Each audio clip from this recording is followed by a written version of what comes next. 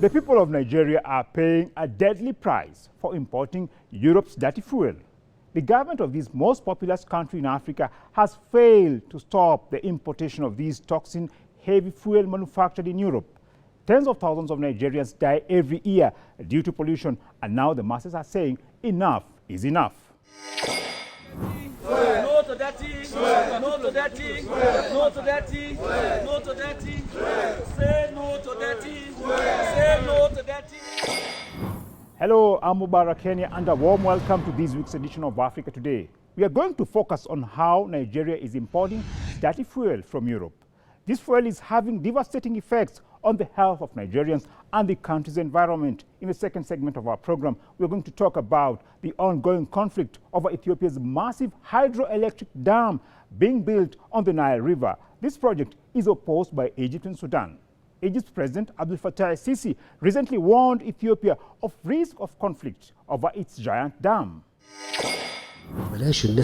I am telling our brothers in Ethiopia, let's not reach a point where you touch a drop of water from Egypt. Because all options are open. So join us till the end of our show as our experts analyze these issues. And don't forget to send us your views through our social media handle as you watch our show.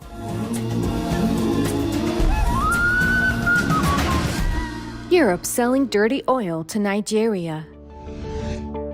The Nigerian government has since 2016 been making repeated promises to end the importation of dirty fuel from Europe. Members of the Economic Community of West African States, ECOWAS, convened a two-day workshop in Abuja in June 2016 with the plan to end the use of dirty European fuels in their countries. According to a non-governmental organization known as the Stakeholder Democracy Network, Nigeria is plagued with some of the worst air pollution levels on the planet. In a report, this NGO noted that apart from damaging vehicle engines, the dirty fuel is having a detrimental impact on public health and national air quality. A Nigerian affected by pollution emanating from this dirty fuel speaks out here. You wake up in the morning to black particles surrounding us and making us unhealthy. For more on this subject, we have contacted J.C. Martin Manfour, a senior project officer for the Stakeholder Democracy Network, SDN. He was involved in SDN's research on toxic fuel. Thanks a lot for your time, sir. Thank you for having me. Now, it's quite surprising to many that Nigeria, an oil-rich country, imports dirty fuel from Europe. What's the reason for this, Manfour? Yes, it's surprising. Nigeria exports sweet, low sulfur fuel and gets in exchange of imports highly sulfurous fuel. The reason is not far-fetched. The refineries Nigeria have are unable to produce enough fuel for the domestic consumption of Nigerians. So to subsist for this, the government has no option than to import fuel to augment whatever that is produced within the country. That has resulted in this this situation whereby a large bulk of the fuel that is being consumed in Nigeria is either imported from Europe or the ones that are artisanally refined within the country, which the government still term as illegal. According to some estimates, Nigeria imports approximately 900,000 tons a year of low-quality, toxin-heavy fuel manufactured in Europe. According to some reports, the fuel being refined illegally in the bushes of Niger Delta is of a higher quality than the petrol imported into Nigeria from European countries. Now, why has the Nigerian government failed to fulfill its promise of ending the importation of dirty fuels from Europe? It now has to do with structural, because Nigeria at the moment has 4 refineries, 4 government-run refineries, but they are poorly maintained. The government has put in a lot of money towards the maintenance of these refineries. But what has happened is that it turns out to be a corruption-laden process where money is pumped into the refineries and they never get to produce anything. So that has hindered the ability of the Nigerian government to be able to stop the importation of dirty fuel. Currently now, the government is relying on a new refinery that's being built by Dangote Refineries, one of the richest men in Nigeria, to produce most of the domestic consumption of fuel in the country. Thanks for your insight, Mr. Manfur, and stay tuned for more.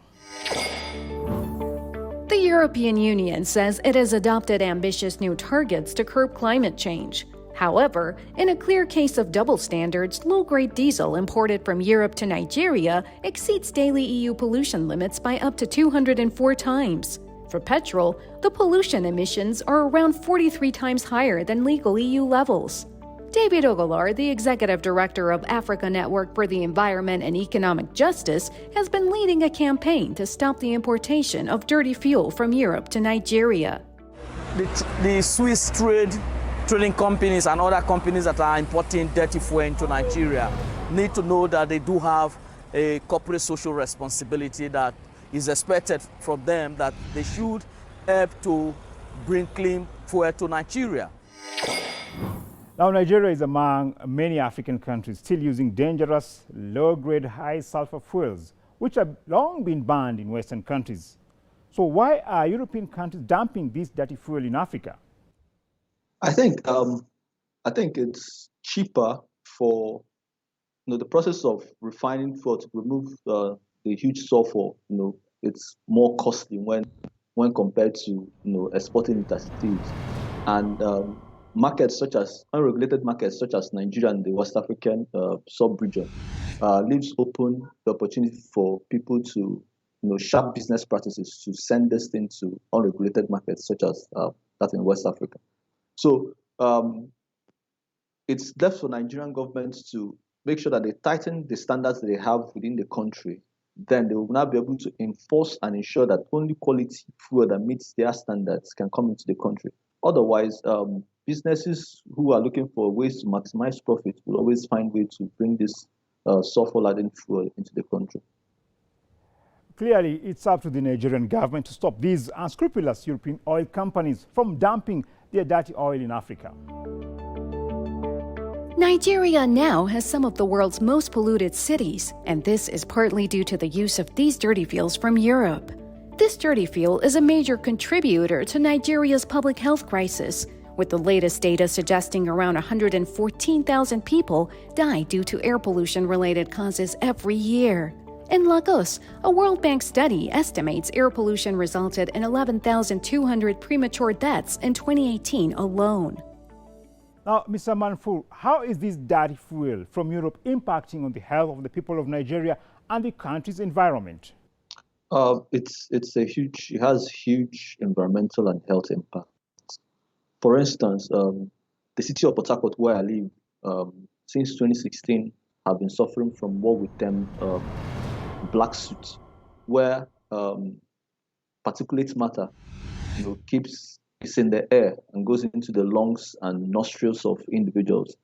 So we've witnessed cases of increased respiratory-related diseases, asthma, bronchitis, and all that. And this has a huge impact on the healthcare burden in the states. It costs people a lot more to take care of their health. On the environmental part, we have issues of due to air pollution, we have acid rain, which makes the environment unpalatable for people to live in, affecting, having impacts on the quality of the building materials that we use in building our homes, on farming and the quality of produce that can be produced from the land, which has become infertile from acid rain. Well, in a move towards self-reliance in fuel production, Nigeria's Minister of State for Petroleum Resources recently said the government has embarked on the modernization of some of the country's refineries. And you can see the milestone that we achieved last week. The Federal Executive Council has already approved the comprehensive rehabilitation of Port Harcourt refineries, and we are on course to rehabilitate Warri and Kaduna refineries. Now, Mr. Manfur, do you expect the situation to improve in the near future?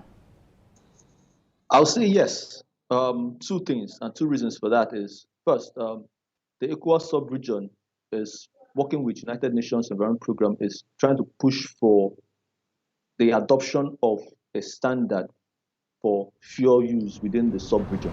So if this is adopted and member countries begin to enforce them, including my country, Nigeria, then we'll be able to make sure that only quality fuel can be imported into the country if we still need to import fuel.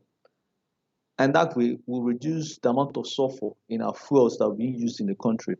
Another thing is what the government is doing now with, although it's a reliance on a private refinery, which has about 600,000 barrels per day capacity, which will be able to provide enough fuel for the domestic Nigerian market. And if that's done, Nigeria does not have any need to import sulfur-laden fuel into it because already the country has very low sulfur content crude oil within the country. So we'll be able to solve that problem in the medium to long term. While clearly the rehabilitation of Nigerian oil refineries will meet the country's domestic demand for clean fuels and curb its reliance on imports. Now we're going for a short break, and when we come back, we'll talk about the conflict over Ethiopia's giant dam on the Nile. Stay with us.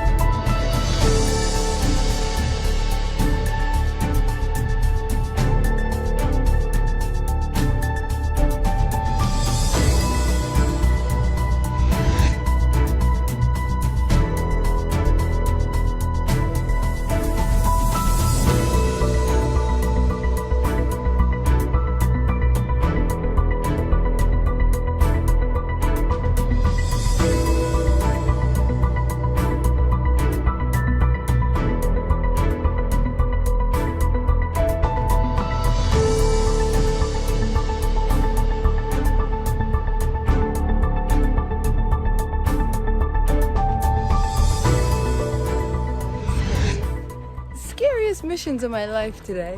We are always walking through this door, but today we are cut off from access to our farm, and our guy, our worker, needs food, so we gotta walk through the door to cross to get to our farm. To deliver some groceries. Run for your life. Man. Always random things going on. So this is our Ramadan routine. Take you guys through a day in our life of what it's like Ramadan in the motherland. But first things first, we gotta go feed our amazing staff at the farm.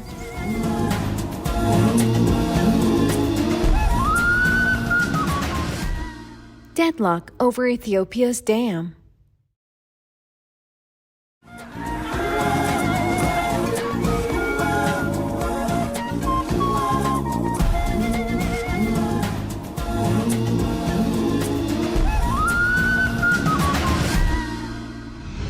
Egypt and Sudan failed to reach an agreement at the last round of talks with Ethiopia over the Grand Ethiopian Renaissance Dam. Now, the talks were held in the Democratic Republic of Congo's capital, Kinshasa, early April. This latest round of talks was hosted by Congolese President Felix Tshisekedi, who is also the current chairperson of the African Union. Now, Sudan's Foreign Minister Mariam Sadiq al-Mahdi told reporters that Ethiopia's insistence on unilateral moves represents a violation of international law. وبالتالي نحن بنتأمل ما زال في حكمة الرئيس تشيسيكيدي يقدر يعني يوقف حد لهذه العمليات الدائرية من المفاوضات اللانهائية الظلة يحسن التعامل بها الجانب الإثيوبي في إنه يضع الناس كلهم أمام الأمر الواقع. Ethiopia issued a statement accusing Egypt and Sudan of pursuing an approach that seeks to undermine the AU-led process and to take the matter out of the African platform. Sudan and Egypt have refused to take part in the Nile Basin Comprehensive Framework Agreement unless Ethiopia recognizes their right to oversee the use of most of the Nile waters, which a British colonial treaty of 1959 accorded to them. This treaty is also contested by other Nile Basin countries. The multi-billion-dollar Grand Ethiopian Renaissance Dam has been a source of tension in the Nile River Basin ever since Ethiopia started its construction in 2011. Now, for more on the protracted conflict over the Grand Ethiopian Renaissance Dam, we have contacted Dr. Ashok Swain, a professor of peace and conflict research and UNESCO chair of International Water Cooperation at Uppsala University. Thanks a lot for your time, Dr. Swain. My pleasure. Now, what is the current state of dialogue between Ethiopia, Egypt, and Sudan over the Grand Ethiopian Renaissance Dam? The three countries have been negotiating to find an agreement of how to fill the reservoirs. This is a big dam, very big dam, how to fill the reservoirs and how to coordinate among themselves now for almost more than 1.5 years. And this negotiation has come to a standstill after it failed to get a deal through African Union-led negotiation, which was being chaired by Congo a couple of weeks ago. Thanks for that insight, Dr. Swain, and we'll be right back. The filling of the dam's massive reservoir is expected to commence during the upcoming rainy season, which normally begins in June or July. Despite opposition by Sudan and Egypt, Ethiopia's water minister Seleshi Bekele recently said his country will continue to fill a mega dam on the Nile River. On second year filling, also it's very clear it has nothing to do with anything. As construction progresses, filling takes place. This is our commonly agreed declaration of principle.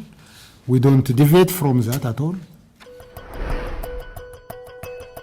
What are the major points of disagreements between the parties to the conflict? The disagreement, the immediate disagreement or what is going on that for the last several months is whether the agreement will be a binding one or it will be just a memorandum of understanding. Ethiopia is refusing to make this agreement legally binding because I think the real reason, as I understand, is Ethiopia is fearing that if it gets into a legally binding agreement, it might not be able to develop the water resources in the future. Internationally, the European Union says it supports the African Union in the quest for a negotiated solution on the Grand Ethiopian Renaissance Dam. The United States also recently appointed veteran diplomat Jeffrey Feltman as a special envoy for the Horn of Africa. He is expected to join European powers involved in talks with the three countries. However, Ethiopian Foreign Minister Demeke Mekonnen has expressed his country's categorical rejection of any attempts to force Addis Ababa to accept a colonial agreement with Egypt and Sudan regarding the Renaissance Dam. Mekonnen says exerting unnecessary pressures on Ethiopia by deliberately politicizing and internationalizing the dam dispute will not force his country to accept an agreement dating back to the colonial era. Now, Dr. Swain, do we expect an expanded involvement of international powers in trying to resolve the conflict? This African Union-led negotiation, and Sudan has been asking for the involvement of US, UN, and EU. And so Egypt is supporting it, but Ethiopia has been opposing it. Egyptian President Abdel Fattah el-Sisi, a major US ally in the region, warned of the risk of a military conflict over Ethiopia's giant dam on the Blue Nile after talks ended without progress. I am telling our brothers in Ethiopia, let's not reach a point where you touch a drop of water from Egypt. Because all options are open. Ethiopian Prime Minister Abiy Ahmed has said his country doesn't have any intention to cause harm to Sudan and Egypt, but he added that Ethiopians don't want to live in darkness. Both sides are clearly sticking to their guns. Are there chances that the disagreements over the dam will lead to a regional military conflict, or diplomacy will prevail? You know, the threat to any Ethiopian use of water on the upstream have been very regularly being threatened by Egypt before. One of the good things Ethiopia had done before, when it started building this hydropower dam, that it had brought Sudan to its side. But what had happened for the last several months, that's the conflict between Ethiopia and Sudan has pushed Sudan towards the Egyptian side. So Egypt and Sudan coming together, and I think there has been a number of threats have been issued, particularly after the failure of the talk in Kinshasa. So, but the question is whether it will lead to military conflict or not. I do expect that it should not. It hasn't, because the countries have not fought over the water till now. And I think it will be a huge problem, or particularly for the countries to develop the water resources further if they can engage in military conflict. But considering the situation in the region, you can never rule out anything. There have been reports indicating that the Israeli regime military has installed the Spider-MR air defense system for the Great Ethiopian Renaissance Dam amid the ongoing dispute. Israeli regime's Prime Minister Benjamin Netanyahu visited Addis Ababa in 2016 and said the Tel Aviv regime will assist Ethiopia in benefiting from its water resources. The Grand Ethiopian Renaissance Dam will be Africa's largest hydroelectric power project once fully operational. It will produce 6,000 megawatts of electricity, twice as much as Ethiopia's entire current output. Now, the dam is expected to give the region a major economic boost. Dr. Swain, how will the Grand Renaissance Dam impact on Ethiopia's economy and the region in general? It's a massive dam, almost $5 billion dam. It's a hydropower dam, as I said before. It will produce huge amount of hydropower, which is Ethiopia is in the urgent need, because Ethiopia is population is growing. Ethiopia's economy has been on the upswing for some years, so it needs the hydropower. But I think it will also produce a lot of hydropower. Even Ethiopia can sell in cheaper way energy to Sudan, and even also Egypt can benefit. We must know that the Grand Renaissance Dam is a hydropower dam, so the water is not going anywhere. So it just need to that these three countries need to develop the trust and to trust each other how to cooperate on that dam. Dr. Ashok there says that trust is key in solving the conflict between Ethiopia, Egypt, and Sudan over the Grand Renaissance Dam. Now, here at Africa Today, we shall keep you posted as the conflict evolves. So let us know what you think these three African countries should do to solve this conflict.